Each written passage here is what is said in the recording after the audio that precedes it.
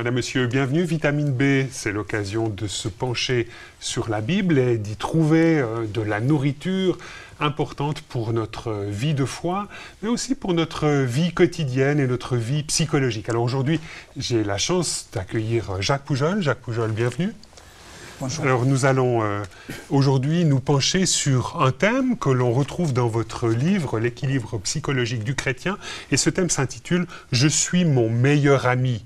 Alors pour fonder cette réflexion, nous allons nous tourner vers l'évangile de Marc et lire un passage très très connu dans Marc 12, les versets 28 à 30, et ce passage dit la chose suivante.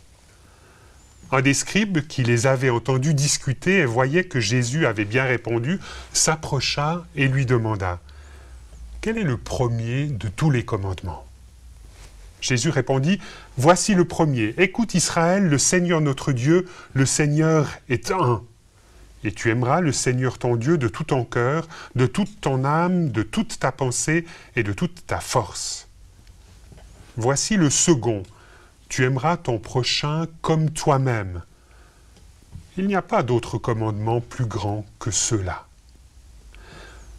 Alors, Jacques Poujol, lorsqu'on entend cette invitation de Jésus à aimer notre prochain comme nous-mêmes, Jésus présuppose-t-il que finalement cet amour à l'endroit de soi est évident? Alors, en tout cas, il le met comme postulat pour pouvoir aimer l'autre. Autrement dit, si je n'arrive pas à avoir une estime de moi, je ne pourrai pas avoir une estime de l'autre. Je vais essayer de m'aimer moi à travers l'autre. Or, ce n'est pas ce qui est le rôle qu'on donnera à l'autre. L'autre, d'accord, il est autre chose que moi. D'accord, donc je pense qu'il a raison, Jésus, quand il dit, voilà, si on pourra aimer l'autre, si on s'aime soi. Et finalement, aujourd'hui, j'imagine, en tant que thérapeute, en tant que pasteur, vous avez accompagné pas mal de gens qui souffraient d'un manque d'estime d'eux-mêmes et donc, quelque part, étaient handicapés dans l'amour de l'autre, dans l'amour du prochain. L'amour se construit, l'amour de soi se construit. C'est aux parents, c'est aux éducateurs à nous donner cet amour de nous-mêmes.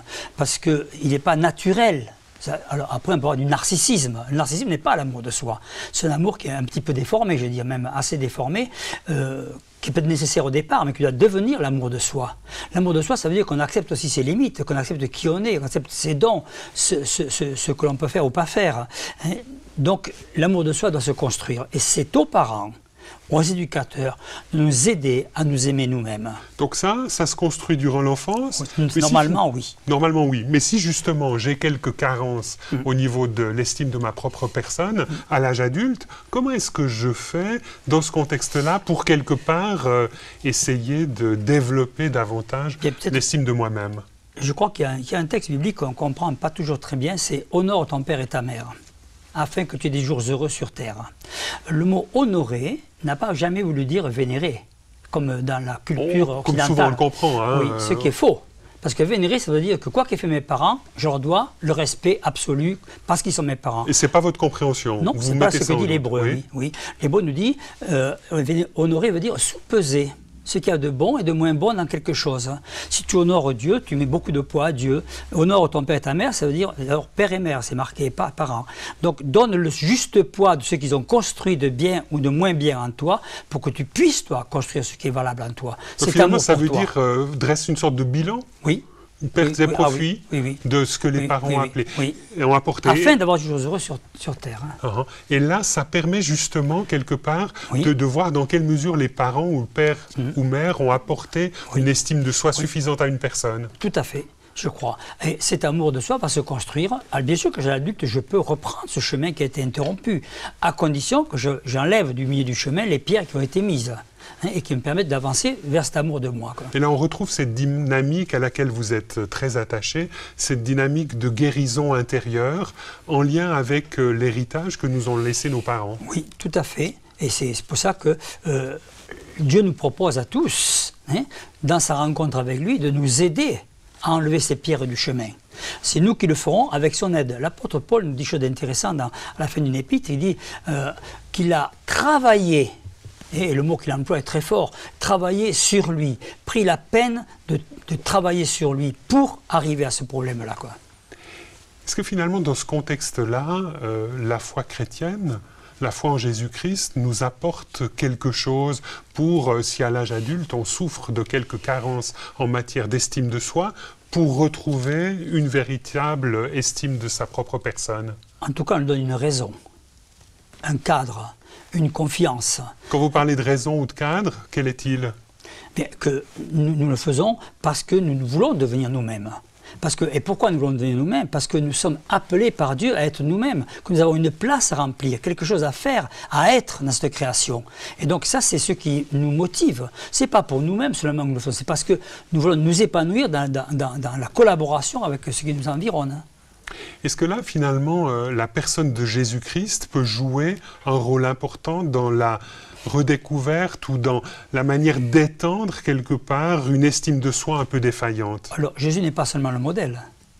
Il est aussi, par son esprit, ce qui nous anime, ce qui nous construit de l'intérieur, ce qui va nous permettre peut-être d'avoir le courage d'entreprendre, ou peut-être d'avoir la finalité devant nous pour avancer, quoi.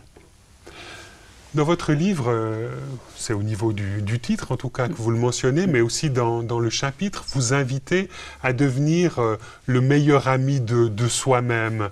Oui. Comment est-ce qu'on développe cela? C'est une image, hein? C'est une image. Oui, mais ça veut dire quand même que je dois avoir une complicité avec moi-même. Sans me tourner vers moi et être narcissique, je disais, mais avoir une complicité avec soi, pouvoir rigoler de soi, pouvoir avoir de l'humour avec soi, pouvoir être bien avec soi, voilà, comme on serait avec un ami, quoi. Vous-même, dans votre accompagnement de personnes chrétiennes ou non chrétiennes, vous avez l'impression qu'aujourd'hui, beaucoup de gens ont des difficultés à être le meilleur ami d'eux-mêmes? Oui, je crois que c'est un problème qu'on doit gérer pour arriver, oui, c'est pas naturel. Et comment est-ce que je fais si j'ai des difficultés à être mon meilleur ami? Alors, prendre conscience de ce qui est de moi, de ce qui est mon identité existentielle, je dirais, quoi. Hein. Et là, c'est plutôt une identité de foi, c'est-à-dire oui. mon élection, le voilà. fait que j'ai été choisi, Oui, appelé, aimé, désiré par Dieu. Et puis, qu'est-ce qui m'empêche aujourd'hui de devenir cela, quoi? Ce à quoi je suis destiné. Ce sont les pierres, je disais, sur le chemin qui ont été mises par qui pour pouvoir les enlever du chemin, pour pouvoir avancer un petit peu, quoi. Vous-même, à titre personnel, c'est une démarche qui vous a accompagné au long de votre vie, de vous dire à certains moments vraiment, je dois un petit peu travailler sur le fait de devenir le meilleur ami de moi-même? Ah oui, moi je n'ai pas honte de dire que j'ai fait une thérapie. D'accord, pourtant je venais pas d'un milieu aussi nocif que ça, voilà. et ordinaire, je dirais. Mais oui, parce que on a besoin de comprendre qui on est, comment on fonctionne, qu'est-ce qui nous empêche de devenir vraiment ce que nous sommes. Et dans ce parcours thérapeutique que vous avez fait, qu'est-ce qui a été décisif pour vous découvrir vous-même ami de votre personne? Que j'ai de la valeur.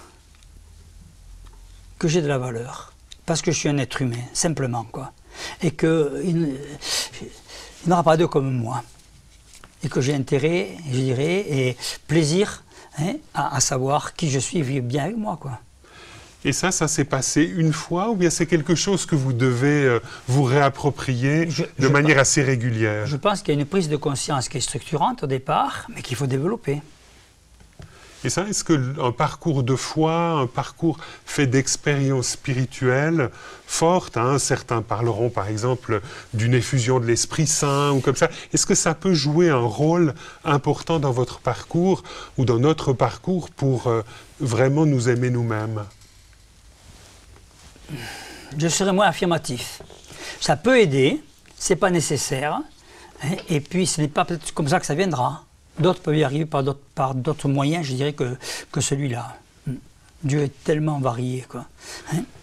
Dans votre livre, L'équilibre psychologique du chrétien, vous mettez en avant qu'il est important d'avoir confiance dans ce Jésus qui vit en soi-même. Oui. Est-ce que ça, c'est quelque chose d'important justement pour stimuler, pour développer cet amour à l'endroit de soi-même? Ah oui, parce que c'est la vie éternelle.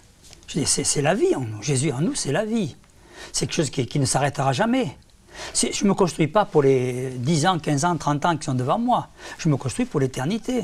Ce Jésus qui vit en moi, c'est lui. Cette parole qui m'a saisi, cette parole qui vit en moi, c'est elle qui va m'accompagner après.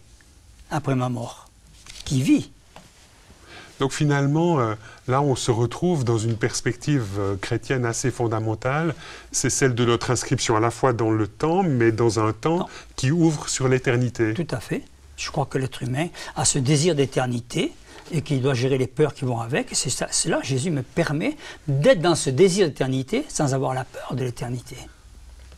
Jacques Poujol, merci beaucoup de nous avoir accompagnés sur cette réflexion par rapport à l'amour de nous-mêmes. Juste encore une petite question avant de terminer. Est-ce que finalement ce type d'enseignement est quelque chose que vous avez essayé de développer dans votre famille, que vous avez essayé de susciter auprès de votre épouse, de vos enfants? Ah oui, je crois que j'ai été cohérent.